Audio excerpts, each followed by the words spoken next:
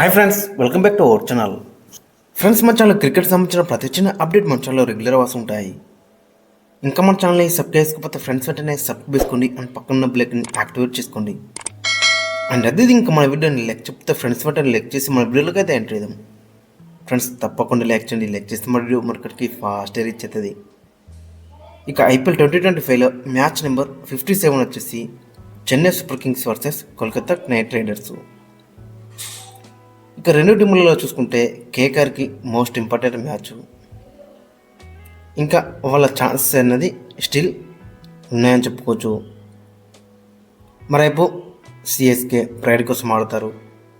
Last match చూసినాక ఈ విధంగా పర్ఫార్మెన్స్ చేసిలో, సో ఈ మ్యాచ్లో కూడా అదే పర్ఫార్మెన్స్ని కంటిన్యూ చేయాలని చూస్తారు. లాస్ట్ మ్యాచ్ ఓడిపోయినప్పుడు కూడా వాళ్ళ ఇంటెంట్ చాలా బెటర్గా అనిపించింది. ఇక ఈ మ్యాచ్ వచ్చేసి అక్కడ ఈడెన్ గార్డెన్స్లో జరగబోతుంది. మరి ఇక్కడ యూజువల్ చూసుకుంటే చాలా లో స్కోరింగ్ మ్యాచెస్ అయితే మనం చూసినాం. గత సీజన్లో హై స్కోరింగ్ మ్యాచెస్ కూడా చూసినాం. అపోజిట్ టీంని బట్టి అయితే వీళ్ళైతే సెలెక్ట్ చేస్తారు, మరి హై స్కోరింగ్ వికెటా లో స్కోరింగ్ వికెట్ అనేది. మరి చెన్నై కూడా హై స్కోరింగ్ వికెట్ ఇచ్చే ఛాన్స్ అయితే ఎక్కువగా ఉంటుంది, ఎందుకంటే చెన్నై దగ్గర కూడా మంచి స్పిన్నర్లు ఉన్నారు కాబట్టి. ఇక ఇక్కడ ఒకసారి స్టార్ట్స్ ఒకసారి మనం చూసుకుంటే మొత్తం 99 మ్యాచెస్లో 42 టైమ్స్ ఫస్ట్ బ్యాటింగ్ వేసి గెలిచిలు, 56 టైమ్స్ సెకండ్ బ్యాటింగ్ వేసి గెలిచిలు. ఒక మ్యాచ్ నో రిజల్ట్గా ముగిసింది. అవర్స్ ఫస్ట్ ఇన్నింగ్స్ స్కోర్ చూసుకుంటే 170. హైయెస్ట్ టీమ్ టోటల్ వచ్చేసి 262. హైయెస్ట్ సక్సెస్ఫుల్ చేసి వచ్చేసి 262. ఇక వీరి మధ్య హెడ్ ఇక్కడ చూసుకుంటే మొత్తం 30 మ్యాచ్ల్లో 11 మ్యాచ్లు కేకేఆర్ గెలిచింది, 19 మ్యాచ్లు సిఎస్కే అయితే గెలిచింది. హెడ్ పరంగా చూసుకుంటే చాలా మంచి అప్పర్ హ్యాండ్ ఉందని చెప్పుకోవచ్చు సిఎస్కేకి. ఇక టీమ్ సీజన్కి అయితే ఫస్ట్ మనం చెన్నై సూపర్ కింగ్స్ టీం తీసుకుంటే, మరి చెన్నై సూపర్ కింగ్స్ కూడా ఇంపార్టెంట్ మ్యాచే, ఎందుకంటే టేబుల్లో లాస్ట్ ప్లేస్లో అయితే ఉన్నారు. ఈ మ్యాచ్ గెలిచలేనుకో, సో వాళ్ళు కొంచెం ముందుకు వెళ్ళే ఛాన్స్ ఉంటుంది. కాబట్టి ఖచ్చితంగా ఈ మ్యాచ్ చాలా ఇంపార్టెంట్ అని చెప్పుకోవచ్చు. 10th ప్లేస్ను తప్పించుకోవడానికి 11 మ్యాచ్లో జస్ట్ 2 మ్యాచ్లు మాత్రం గెలిచలే ఈ సీజన్లో. చూడాలి మరి ఈ మ్యాచ్లో ఏ విధంగా రాణిస్తున్నది ఇంట్రెస్టింగ్ కనబడుతుంది. లాస్ట్ మ్యాచ్లో మాత్రం చాలా బెటర్ రాణించిళ్ళు. అక్కడ మెయిన్గా చూసుకుంటే ఆయుష్ మాత్రే చాలా బెటర్గా మనకైతే కనబడుతున్నాడు. మరి చెన్నై సూపర్ కింగ్స్ ఫ్యూచర్కి అయితే జస్ట్ 17 years ఓల్డ్, 94 కొట్టిండు, 48 బాల్స్లో 9 4s 5 6s 195 స్ట్రైక్ రేట్తో చాలా బెటర్ నాకైతే మనకైతే కనబడుతుంది. ఆయుష్ మాత్రం దగ్గంచాలి. హోప్ ఈ మ్యాచ్లో కూడా ఒక పెద్ద ఇన్నింగ్స్ వస్తే మాత్రం చాలా బెటర్ అయితే ఉంటుంది. ఇక తర్వాత చూసుకుంటే Shaik Rasheed too much disappointment అయితే ఇస్తున్నాడు ప్రతి మ్యాచ్లో కూడా. లాస్ట్ మ్యాచ్లో కూడా 14 అయితే కొట్టిండు 11 బాళ్ళలో. మరి ఈ మ్యాచ్లో ఏమన్నా కొత్తగా వచ్చిన ఉర్విల్ పటేల్కి ఏమైనా ఛాన్స్ ఇస్తారా అది కూడా చూడాలి. ఇక శామ్ కరణ్ కూడా లాస్ట్ మ్యాచ్లో డిసప్పాయింట్ చేసినప్పుడు కూడా అంతకుముందు మ్యాచ్లో మంచిగా రాణించిండు. ఇక రవీంద్ర జడేజా లాస్ట్ మ్యాచ్లో మనం చూసినాక ఇలాంటి నాకు ఆడిండు 77 కొట్టిండు 45 బాల్స్లో 8 4s 2 6s 171 స్ట్రైక్ రేట్ 2తో ఆల్మోస్ట్ మ్యాచ్ గెలిపించేంత పని చేసిండు. బట్ లాస్ట్లో అయితే మిస్ అయిందని చెప్పుకోవచ్చు.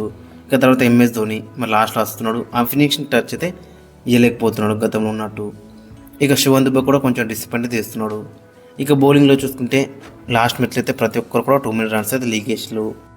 కొంచెం జడేజానే కొంచెం బెటర్గా మనకైతే కనబడ్డాడు, వికెట్ లేకుండా కానీ ఎకనామికల్ స్పెల్ అయితే కనబడ్డది. ఇక అతనితో పాటు నూర్ అహ్మద్ కూడా చాలా బెటర్గా బౌలింగ్ వేసిండు. 4 ఓవర్స్కి 26 runs మాత్రం ఇచ్చి ఒక వికెట్ తీసుకున్నాడు. స్పిన్నర్లు ఇద్దరు చాలా బెటర్గా బౌలింగ్ వేసిండు లాస్ట్ మ్యాచ్లో. అండ్ పేస్ బౌలింగ్లో చూసుకుంటే టూ మచ్ డిసప్పాయింట్మెంట్. ఒక మ్యాచ్లో 10 run మంచి రాస్తున్నాడు, ఒక మ్యాచ్లో 2 minute runs ఇస్తున్నాడు. ఖలీల్ అహ్మద్ కూడా లాస్ట్లో 2 minute runs అయితే ఇచ్చిండు. కాంబోజ్ కూడా 2 minute runs అయితే ఇస్తున్నాడు. మరి చూడాలి మరి ఇలా పేస్ అటాక్ ఏ విధంగా ఉంటుందని ఇంట్రెస్టింగ్ కనబడుతుంది. ఇక ఫైనల్గా వీళ్ళ యొక్క ప్లేయింగ్ ఆడకం మనం చూసుకుంటే ఆయుష్ మాత్రం అండ్ షేక్ రషీద్ ఓపెనింగ్లో బర్లకు దిగుతారు.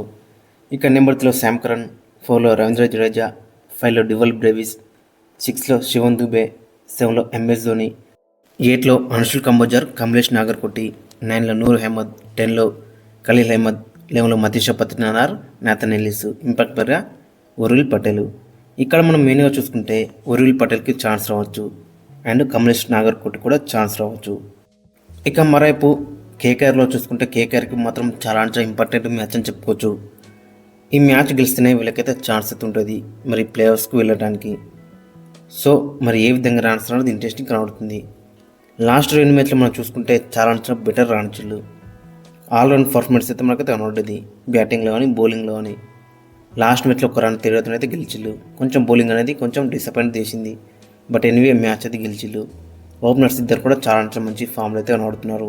పెద్ద ఇన్నింగ్స్ ఆడకున్నా కానీ మంచి టచ్లో అయితే కనబడుతున్నారు. మంచి క్యామెరాస్ అయితే ఆడుతున్నారు మంచి స్ట్రైక్ రేట్తో.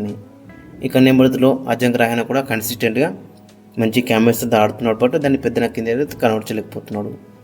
ఇక తర్వాత ఇంపాక్ట్ ప్లేయర్ వస్తున్న అంగ్రీష్ రఘువంశ్ కూడా చాలా అంటే బెటర్ రాణిస్తున్నాడు. ప్రతి మ్యాచ్లో కూడా ఇతను కూడా 40s 50s కొడుతున్నాడు. బట్ పెద్ద నక్కింది అయితే కనబడలేకపోతున్నాడు.